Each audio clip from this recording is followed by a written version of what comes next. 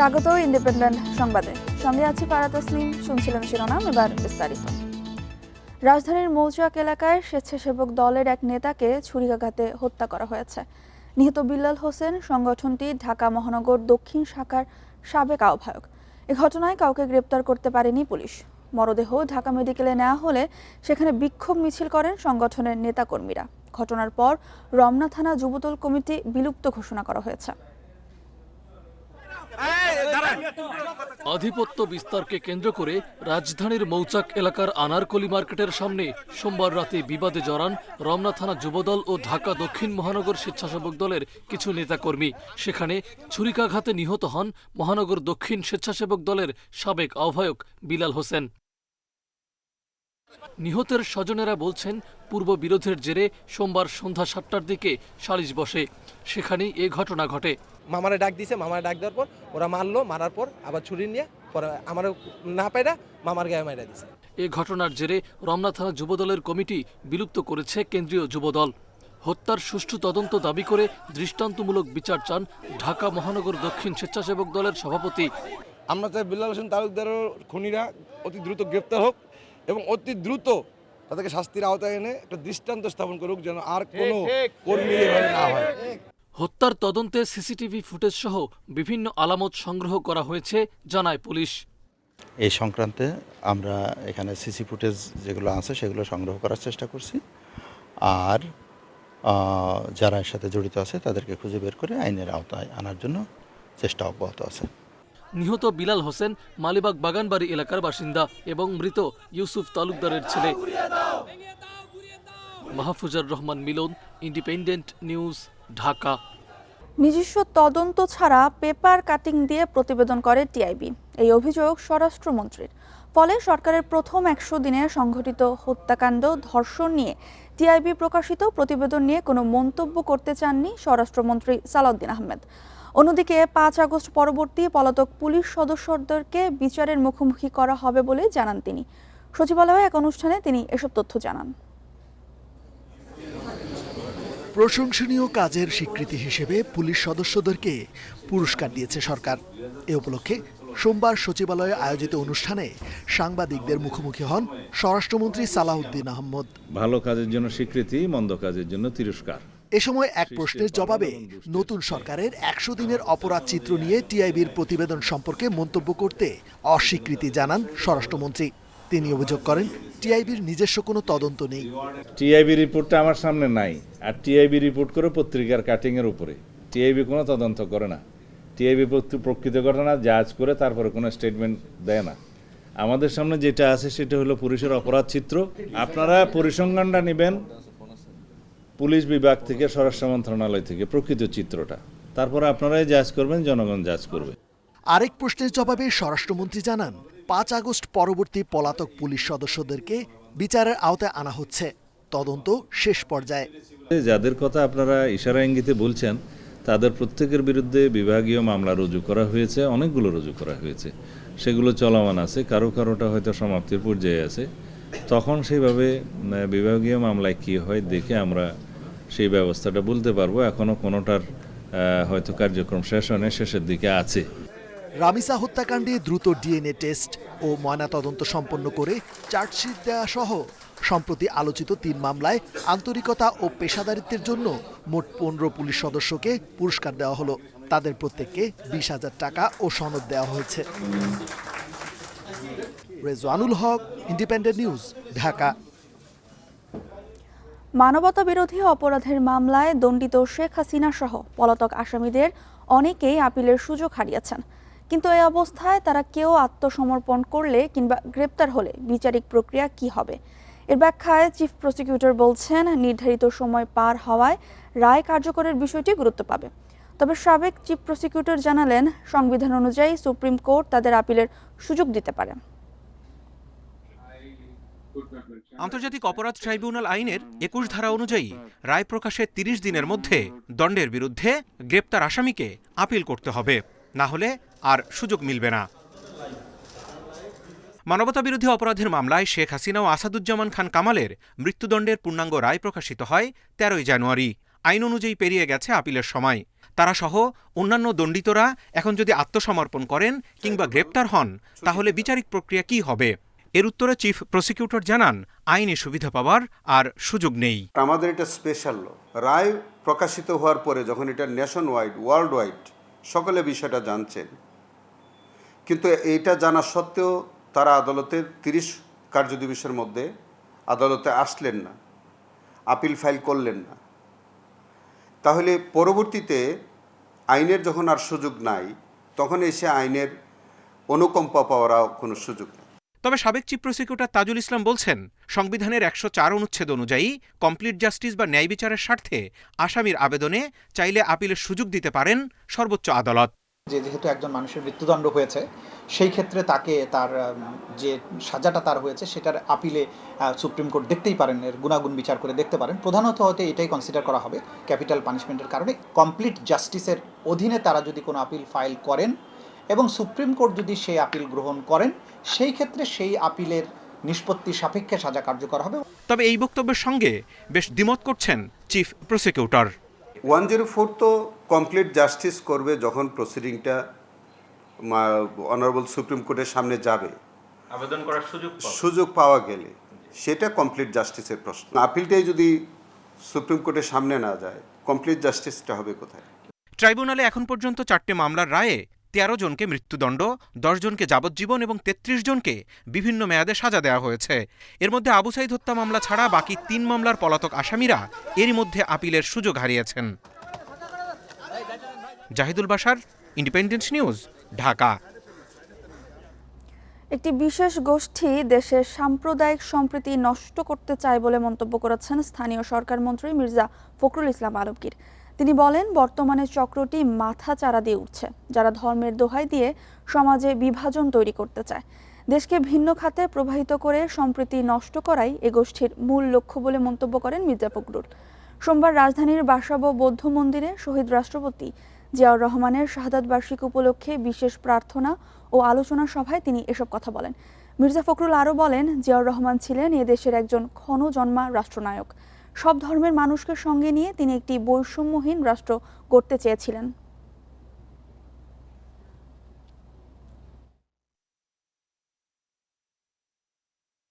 উনি দেশে একটা উন্নয়নের কর্মযজ্ঞ শুরু করেছেন। আগামী 11 তারিখে বাজেট হবে। আমরা অত্যন্ত আশাবাদী এই বাজেটের মধ্যে দিয়ে আমরা দেখব যে একটা নতুন বাংলাদেশকে গড়ে তুলবার জন্য নতুনভাবে পদক্ষেপ নেওয়া হচ্ছে। শরীয়তপুরের মাটি অস্বাভাবিক গরম হয়ে ধোঁয়া ওঠার ঘটনাস্থল পরিদর্শন করেছে বাপেক্সের 3 সদস্যের একটি দল। সোমবার দুপুরে গোসাইরহাট উপজেলা স্বাস্থ্য কমপ্লেক্স প্রাঙ্গণে পরিদর্শনে যায় দলটি। পরে বাপেক্স জানায়, শিখা পরীক্ষায় সেখানে কোনো গ্যাস জাতীয় পদার্থের উপস্থিতি পাওয়া যায়নি।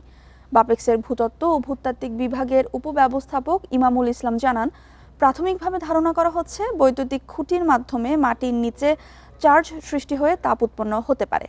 এছাড়া ভবন নির্মাণ কাজের রং বা রাসায়নিক বর্জ্য কিংবা পুরনো ডোবার বর্জ্য থেকেও তাপ ও ধোঁয়া সৃষ্টির সম্ভাবনা রয়েছে।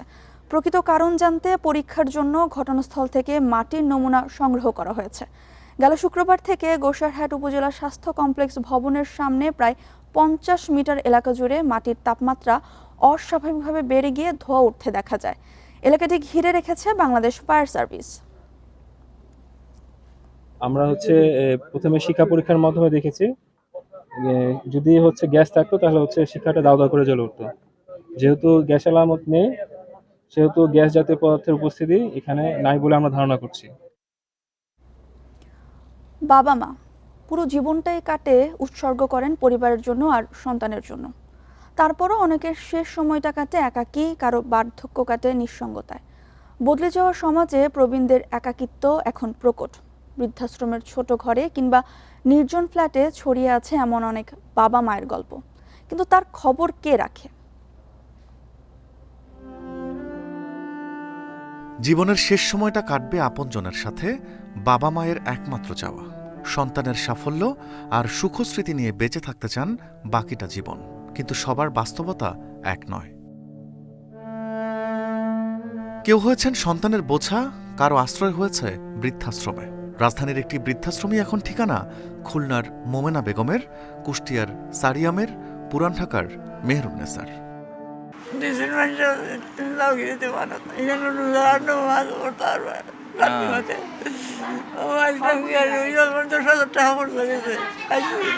আমি কিছু না, আমি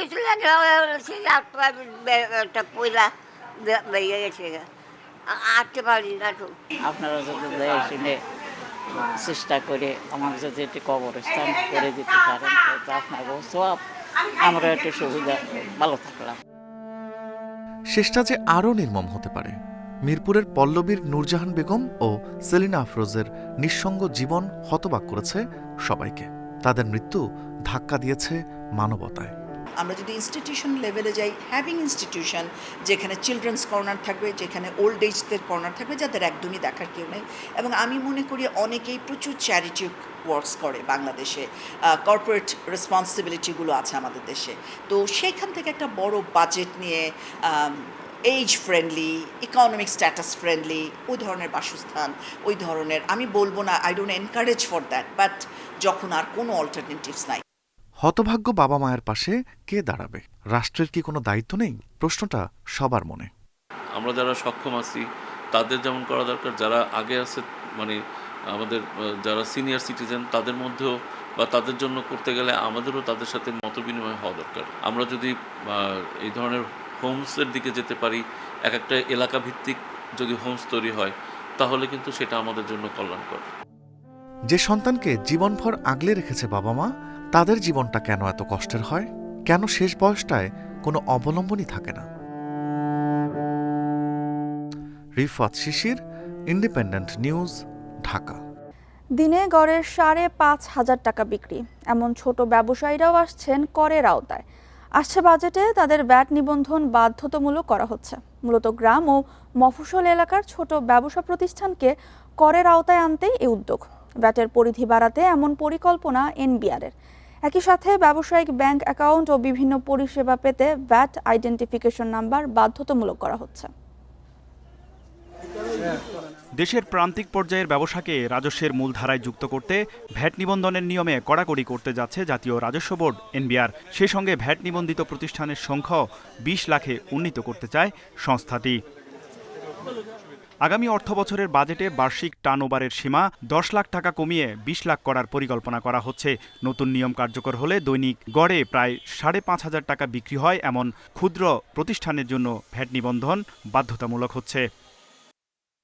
এবার ব্যবসা প্রতিষ্ঠানের নামে ব্যাংক অ্যাকাউন্ট খুলতে হলে বিন বা ভ্যাট আইডেন্টিফিকেশন নাম্বার বাধ্যতামূলক হচ্ছে। এছাড়া প্রতিষ্ঠানের নামে জমি কিংবা গাড়ি নিবন্ধন এবং বিদ্যুৎ, গ্যাস ও পানির সংযোগের জন্য বিন জমা দেয়া বাধ্যতামূলক হচ্ছে। এছাড়া নতুন নিবন্ধিত ছোট ব্যবসায়ীদের হিসাব নিকাশের জটিলতা দূর করতে প্রায় 1.5 দশক পর আবারও ফিরছে প্যাকেজ ভ্যাট ব্যবস্থা। প্রধানমন্ত্রীর অর্থ পরিকল্পনা উপদেষ্টা মনে করছেন এসব সিদ্ধান্তের ফলে রাজস্বের পরিধি যেমন বাড়বে, তেমনি ডিজিটাল ট্র্যাকিংয়ের কারণে কর ফাঁকি দেওয়ার প্রবণতাও কমে আসবে। এসআরও সংস্কৃতি, সেখান থেকে আমরা বেরিয়ে আসছি। দ্বিতীয়ত হচ্ছে যে এই যে লেনদেন, এই লেনদেনগুলো তখনই কর ব্যবস্থায় প্রতিফলিত হবে যদি এগুলো স্বচ্ছ আকারে হয়। তার মানে ডিজিটাল পদ্ধতিতে যেতে হবে, অর্থাৎ ক্যাশলেস সোসাইটির দিকে যেতে হবে। তৃতীয়ত হচ্ছে যে জনগণের হয়রানি কমাতে হবে। রাজস্ব আদায়ে ডিজিটাল লেনদেনকে প্রাধান্য দিলেও আনা হচ্ছে কড়া নজরদারিতে। মোবাইল ফাইন্যান্সিয়াল সার্ভিসে মার্চেন্ট বা পেমেন্ট অ্যাকাউন্ট খুলতেও লাগবে বিন। এতে কত টাকা ভ্যাট আদায় ও জমা হচ্ছে তা স্বয়ংক্রিয়ভাবে শনাক্ত হবে। তৌহিদ রানা, ইন্ডিপেন্ডেন্ট নিউজ, ঢাকা। আসছে বাজেটে নবায়নযোগ্য জ্বালানির ব্যবহার উৎসাহিত করতে বড় ধরনের কর ছাড়ের ঘোষণা আসছে। 2035 সাল পর্যন্ত সৌরবিদ্যুৎ খাতে কর অবকাশ দেয়া হতে পারে। সেই সঙ্গে ইলেকট্রিক গাড়ি ব্যবহারের অগ্রিম আয়কর ব্যাপক হারে কমতে যাচ্ছে। এসব গাড়ির আমদানিতেও শুল্ক কর কমানো হতে পারে। এ ধরনের উদ্যোগে জ্বালানি আমদানি নির্ভরতা কমবে বলে মনে করেন গবেষকরা। প্রতি বছর জ্বালানি তেল, এলএনজি, কয়লা, বিদ্যুৎ আমদানিতে খরচ হচ্ছে $18 বিলিয়ন। এত বড় অঙ্কের বৈদেশিক মুদ্রার যোগান দিতে হিমশিম খাচ্ছে অর্থনীতি। অথচ সৌর, বায়ুসহ নবায়নযোগ্য জ্বালানির ব্যবহারে এই চাপ কমানো সম্ভব বলে মনে করেন গবেষকরা। তবে এসব বিদ্যুৎ কেন্দ্রের যন্ত্রপাতি, প্যানেল, ব্যাটারি, ইলেকট্রিক গাড়ি আমদানিতে মোট করের চাপ 28 থেকে 93 পর্যন্ত। এদিকে মোট ডিজেলের 61% ব্যবহার হচ্ছে পরিবহনে এবং 13 কৃষি সেচে। তাদেরকে আমি গ্রিন সাবসিডি দিয়ে উৎসাহিত করতে পারি, তারা যদি এর একটা বা দুটো বুথকে যদি ইভি চার্জিং এর জন্য রেখে দেয়, তাহলে কিন্তু খুব সহজে সারা দেশে এই চার্জিং স্টেশন হতে পারে। আপনি শুধু এটা করে দেখেন, আপনি দেখবেন যে এই যে ডিজেল ভিত্তিক কার ব্যবহার করা অথবা ডিজেল ভিত্তিক বাস ব্যবহার করা বা ট্রাক ব্যবহার করা, এগুলো কমে আসবে। ট্যাক্সটাই তো মেইন জিনিস, যেটা জিনিসপত্রের দাম বাড়িয়ে দেয়। এবং একটা উদ্যোক্তা যদি দেখে যে আমি একটা এই ইনভেস্টমেন্ট করতে এখানে এতখানি ট্যাক্স দিতে হবে, আমার লাভটা তার সংকুচিত হয়ে যায়, তো তখন সেই অবস্থায় এটা করে না। অংশীজনদের দীর্ঘদিনের দাবির প্রেক্ষিতে এবারের বাজেটে সৌরবিদ্যুৎ খাতে 2035 সাল পর্যন্ত কর অবকাশের প্রস্তাব আসতে পারে। একই সাথে সৌরবিদ্যুৎ ব্যবহারকারীদের বিল পরিশোধেও 5 কর রেয়াত দেয়া হতে পারে। উচ্চ মূল্যের এই পাওয়ার প্ল্যান্টগুলোকে যদি আমরা আস্তে আস্তে রিনিউয়েবল এনার্জি দিয়ে রিপ্লেস করতে পারি, তাহলে বিদ্যুৎ উৎপাদন ব্যয় কমে যাবে। তো বিদ্যুৎ উৎপাদন ব্যয় কমে গেলে আমার সরকারের ভর্তুকিও যেমন কমবে, গ্রাহকরেও কিন্তু আমরা সাশ্রয়ী মূল্যে আমরা বিদ্যুৎ দিতে পারবো। ব্যাপারগুলো তো এই রকম, তো সেই পরিকল্পনাগুলো রয়েছে। ইলেকট্রিক গাড়ির ব্যবহার উৎসাহিত করতে বিআরটিএতে রেজিস্ট্রেশন ও নবায়নে অগ্রিম আয়কর কমছে। সেই সঙ্গে electric charging station, electric bus, electric truck আমদানির ক্ষেত্রে উৎসে কর অব্যাহতির প্রস্তাব থাকতে পারে। Hari Saha, independent News, Dhaka. নাগরিকত্ব যাচাইয়ে ভারতকে সীমান্ত আইন মেনে চলার আহ্বান জানিয়েছে বাংলাদেশ। পররাষ্ট্র প্রতিমন্ত্রী বলেন, সীমান্তে পুশিন কোনোভাবেই কাম্য নয়। তিনি আরও বলেন, এই ধরনের ঘটনা দ্বিপাক্ষিক সম্পর্কেও প্রভাব ফেলতে পারে। সোমবার দুপুরে পররাষ্ট্র মন্ত্রণালয়ে এক ব্রিফিংয়ে শামা ওবায়েদ এসব কথা বলেন। প্রতিদিন সীমান্তে লোক জড়ো করছে ভারত। পরিচয় যাচাই না করেই তাদের বাংলাদেশি দাবি করছে দেশটি। বিজিবির অভিযোগ, তাদের এদেশে ঠেলে পাঠানোর চেষ্টা করছে বিএসএফ। এর জেরে সীমান্তে দেখা দিয়েছে অস্থিরতা। পররাষ্ট্র মন্ত্রণালয় জানায়, পুশিন বন্ধে দিল্লিকে 12 থেকে 13 বার চিঠি দেওয়া হয়েছে, কিন্তু কোনো জবাব পাওয়া যায়নি। প্রতিমন্ত্রী জানান, গত মার্চে চেন্নাইয়ে কারাভোগ শেষে 33 বাংলাদেশিকে ফিরিয়ে এনেছে ঢাকা। তাদের নাগরিকত্ব যাচাই করে যথাযথ প্রক্রিয়া মানা হয়েছে। ভারতকেও সীমান্ত আইন মেনে চলার আহ্বান জানান তিনি। যখন কোনো নাগরিক ইলিগালি কোনো দেশে যায়, তাকে ফেরত আনার, নাগরিকত্ব যাচাই বাছাই করে ফেরত আনার একটা প্রক্রিয়া আছে, একটা মেকানিজম আছে, যেটা বাংলাদেশও ফলো করে, বাংলাদেশের জায়গা থেকে ভারত ফলো করে ভারতের জায়গা থেকে। সেই মেকানিজমটা ফলো না করে যদি এই পুশিন প্রক্রিয়ার মাধ্যমে কাউকে ঠেলে দেওয়া হয়, সেটা কিন্তু একেবারেই গ্রহণযোগ্য না। প্রতিমন্ত্রী আরও বলেন, সম্পর্ক উন্নয়নে যখন কূটনৈতিক তৎপরতা চলছে, তখন পুশিনের ঘটনা অনাকাঙ্ক্ষিত। পুশিনের মাধ্যমে যদি তারা করে, তাহলে অবশ্যই সেটা আমাদের জন্য ভালো হবে না, এবং সেটা আমাদের যে ভারত এবং বাংলাদেশ সম্পর্ক, যেটা আমরা বলি যে নতুন উচ্চতায় ওঠার চেষ্টা হচ্ছে, এবং ওনারাও একটি প্যারাডাইম শিফটের কথা বলেন, সেই প্যারাডাইম শিফটটা যদি হতে হয়, তাহলে এই কাজগুলা, যেই ডিপ্লোমেসি আছে, যেই বিদ্যমান প্রক্রিয়া আছে, সেই প্রক্রিয়াটাই আমাদের দুই দেশের অবলম্বন করা উচিত। ভারতের সরকার যদি এটা সিরিয়াসলি নেয়, তাহলে আমাদের জন্য সম্পর্কটা এগিয়ে নিয়ে যাওয়া আরও সহজ হবে। বাংলাদেশ মনে করে আলোচনার মাধ্যমে দ্বিপাক্ষিক সমস্যার সমাধান করা উচিত। যত রকম ডিপ্লোম্যাটিক নর্ম আছে, সেটা আমরা ফলো করছি। নাফিজাতুল্লাহ, ইন্ডিপেন্ডেন্ট নিউজ, ঢাকা। দেশের সীমান্তবর্তী 11 জেলায় আনসার ও ভিডিপি সদস্য মোতায়েন করা হয়েছে। আন্তঃসীমান্ত অপরাধ প্রতিরোধে তারা বিজিবির সঙ্গে সমন্বয় করে কাজ করছে। সোমবার সংবাদ বিজ্ঞপ্তি দিয়ে এই তথ্য জানায় বাংলাদেশ আনসার ও গ্রাম প্রতিরক্ষা বাহিনী। বিজ্ঞপ্তিতে আরও বলা হয়েছে, রাষ্ট্রীয় প্রয়োজনে আনসার ভিডিপি সদস্যরা বিজিবির সঙ্গে সমন্বয় করে সীমান্ত এলাকায় দায়িত্ব পালন করছেন। সীমান্তবর্তী 11টি জেলা হল চাঁপাইনবাবগঞ্জ, নওগাঁ, জয়পুরহাট, যশোর, ঝিনাইদহ, সাতক্ষীরা, ঠাকুরগাঁও, দিনাজপুর, সিলেট, জামালপুর ও খাগড়াছড়ি। আগামী 20 জুলাই এসএসসি ও সমমানের পরীক্ষার ফল প্রকাশ। সোমবার সচিবালয়ে এক সংবাদ সম্মেলনে একথা জানান শিক্ষামন্ত্রী এহসানুল হক মিলন। এছাড়া 2028 সাল থেকে নতুন শিক্ষাক্রম চালু ও আগামী শিক্ষাবর্ষের জন্য শিক্ষাক্রম পরিমার্জনের কাজ চলছে বলেও জানান তিনি। প্রাথমিক বিদ্যালয়ের গোল্ড কাপ ফুটবল টুর্নামেন্ট, সরকারের 180 দিনের কার্যপরিকল্পনা সহ নানা বিষয় নিয়ে শিক্ষার নীতি নির্ধারকদের এই সংবাদ সম্মেলন। এ সময় আনন্দময় শিক্ষাক্রম, ডিজিটাল শিক্ষা পদ্ধতি সহ নানা বিষয় উঠে আসে। সংবাদ সম্মেলনে প্রাথমিক ও গণশিক্ষা প্রতিমন্ত্রী ববি হাজ্জাজ জানান, সরকারের 180 দিনের মধ্যেই প্রাথমিক বিদ্যালয়ের শিক্ষার্থীদের বিনামূল্যে ইউনিফর্ম, জুতা ও ব্যাগ দেয়া শুরু হবে। ব্যাগের ব্যবস্থা করছি, সেগুলো পাইলট প্রজেক্টগুলো আমাদের সরকারের 180 দিনের আগেই এই পাইলট প্রজেক্টগুলো লঞ্চ হবে এবং আমরা আশাবাদী অনেক বড়ভাবেই আমাদের মাননীয় প্রধানমন্ত্রী জনাব তারেক রহমান লঞ্চ করবেন। এ সময় শিক্ষা উপদেষ্টা মাহাদি আমিন জানান, শিক্ষা ব্যবস্থাকে আনন্দময় করতে কাজ করছে সরকার। সংমিশ্রণ হবে সাধারণ ও কারিগরি শিক্ষা। আমরা যেভাবে শিক্ষা কারিকুলামটাকে ঢেলে সাজাতে চাই, সুনাগরিক থাকবে, নৈতিক এবং পারিবারিক শিক্ষা থাকবে, মূল্যবোধ থাকবে, দক্ষতা এবং যোগ্যতা থাকবে, ইন্ডাস্ট্রির সাথে কানেক্টিভিটি তৈরি করবে। আমরা ইনশাল্লাহ যত দ্রুত একটা গণতান্ত্রিক সরকারের সবার সাথে আলাপ আলোচনার মাধ্যমে করা সম্ভব, আমরা সেগুলো কার্যকর করব। শিক্ষামন্ত্রী জানান, আগামী বছরের জন্য শিক্ষাক্রম পরিমার্জনের কাজ চলছে। সেই সঙ্গে 2028 সাল থেকে নতুন শিক্ষাক্রম চালু হবে। আগামী 20 জুলাই চলতি বছরের এসএসসির ফল প্রকাশ। বাস্তবসম্মতভাবে এটাকে আমরা রিয়েলাইজ করে এই 2027-এ দিচ্ছি। আর টোটাল চেঞ্জ যেটা আশা করছেন সেটা আমরা কাজ শুরু করেছি। 2028-এ গিয়ে আপনারা সেটা দেখতে পাবেন, এখন নয় ইনশাআল্লাহ। তবে পরিমার্জন খুব সুন্দর হচ্ছে। গত 2 মাস ধরে প্রাথমিক বিদ্যালয়ের শিক্ষার্থীদের ফুটবল টুর্নামেন্ট চলছে, যার ফাইনাল খেলা 20 জুন বলেও জানানো হয় সংবাদ সম্মেলনে। নূরে আলম, ইন্ডিপেন্ডেন্ট নিউজ, ঢাকা। জামালপুরে এমপিওভুক্ত কিছু শিক্ষা প্রতিষ্ঠানে অনিয়ম দুর্নীতির অভিযোগ উঠেছে। কয়েকটিতে শিক্ষক কর্মচারী থাকলেও নেই শিক্ষার্থী। আবার কোনো প্রতিষ্ঠান বন্ধ থাকে মাসের পর মাস, কিন্তু বেতন তুলে নেওয়া হচ্ছে নিয়মিতই। এ বিষয়ে অভিযোগ পেলে তদন্ত করে ব্যবস্থা নেওয়ার আশ্বাস জেলা প্রশাসনের। জামালপুরের শাহবাজপুরের উত্তর কৈরুলা ইবতাদিয়া মাদ্রাসায় কাগজে কলমে শতাধিক শিক্ষার্থী, কিন্তু সরেজমিনে গিয়ে চোখে পড়েনি কোনো পাঠদান কার্যক্রম।